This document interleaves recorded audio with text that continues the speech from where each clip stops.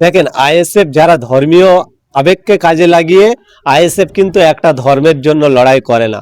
একটা ধর্মের জন্য যদি নওশাদ সিদ্দিকী লড়াই করতো, আমি আলমগীর হোসেন ব্যক্তিগতভাবে জানাচ্ছি, আমি নওশাদ সিদ্দিকের পিছনে থাকতাম না। আমরা দেখেছি নওশাদ সিদ্দিকী সর্বধর্মের মানুষের জন্য তিনি লড়াই করেন।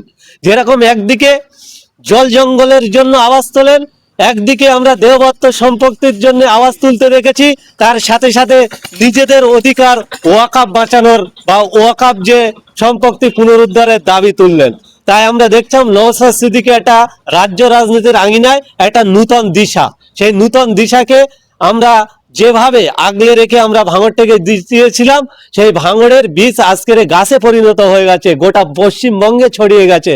তাই পশ্চিমবঙ্গের রাজ্য রাজনীতিতে নওশাদ সিদ্দিকীর শোরগোল সবসময় শোনা যায়। আমরা বলি নওশাদ সিদ্দিকের সঙ্গে যদি দল করতে হয়, নওশাদ ইন্ডিয়ান সেকুলার ফ্রন্টের সঙ্গে যদি জোট করতে হয়, ধর্মীয় আবেগ বা একটা সম্প্রদায়কে বাঁচানোর জন্য কোনো টেন্ডেন্সি নিয়ে আইএসএফ এর সঙ্গে জোট করবেন কি তানার উনি অন্য কারোর সঙ্গে জোট করবেন, তিনি তো এখনো দলই গঠন করেননি। তিনি চমক দেওয়া কথা বলছেন, তিনি আগে দলটা গঠন করুক, সেই দলে কারা আছে দেখুক, আইএসএফ এর যারা শীর্ষ নেতৃত্ব আছে তানাদেরকে গ্রহণ করে কি সেটা দেখুক। তিনি বলতেই পারে, তিনি একজন ব্যক্তি, তিনি রাজনীতি করা ব্যক্তি, এবং তিনি তো বিশাল বড় বড় ভাষণ দেয় বা নেতৃত্ব দেয়, আমরা দেখেছি। সেই জায়গা থেকে তিনি যদি মনে করেন যে ইন্ডিয়ান সেকুলার ফ্রন্টকে সাথে নিয়ে বাংলা রাজ্য রাজনীতিতে বা অন্য কোনো রাজনীতির সঙ্গে সাথ দিয়ে বাংলা রাজনীতিতে নিজের অস্তিত্ব টিকে রাখবে, সেটা তানার ব্যক্তিগত ব্যাপার।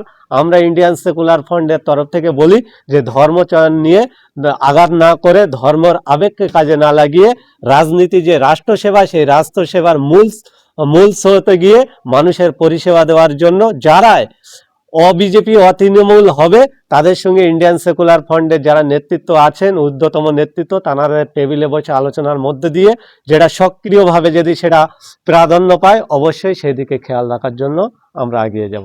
21 অথবা 22 ডিসেম্বরের মধ্যেই হুমায়ুন কবির তিনি নতুন দল ঘোষণা করবেন এবং তিনি বলছেন যে আসন্ন বিধানসভা নির্বাচনে একাধিক জায়গাতে তিনি প্রার্থী দেবেন এবং মমতা বন্দ্যোপাধ্যায়কে চ্যালেঞ্জ করলেন যে তিনি একাধিক বিধানসভাতে প্রার্থী দিয়েও তিনি জিতবেন।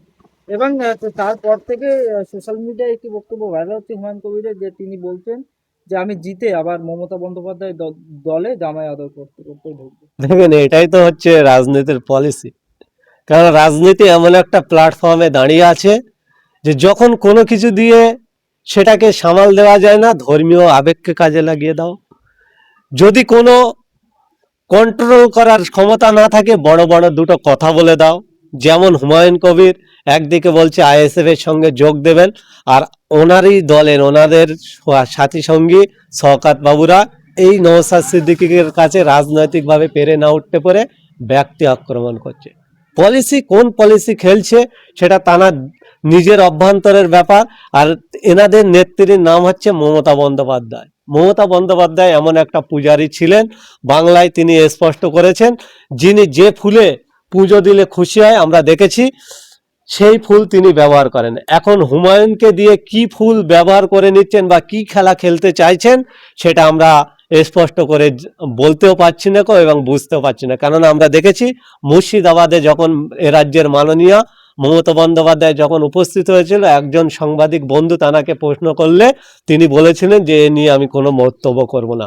তিনি সেই তানার দলের তখন তিনি বিধায়ক ছিলেন, তার পরের দিন বা কয়েক ঘন্টার মধ্যে তানাকে সাসপেন্ড করে দিলেন।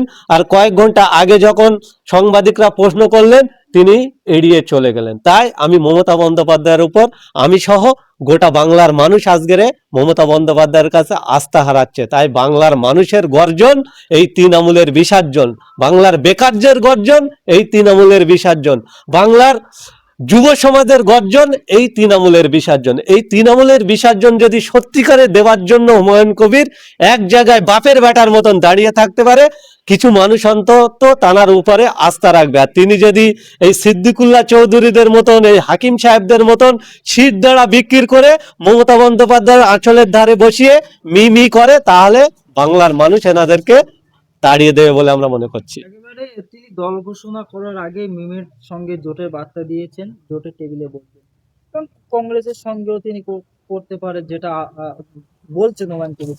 কিন্তু সেই ক্ষেত্রে যদি 26-এ আইএসএফের সঙ্গে যোগ করে আপনারা কি সহমত হবে?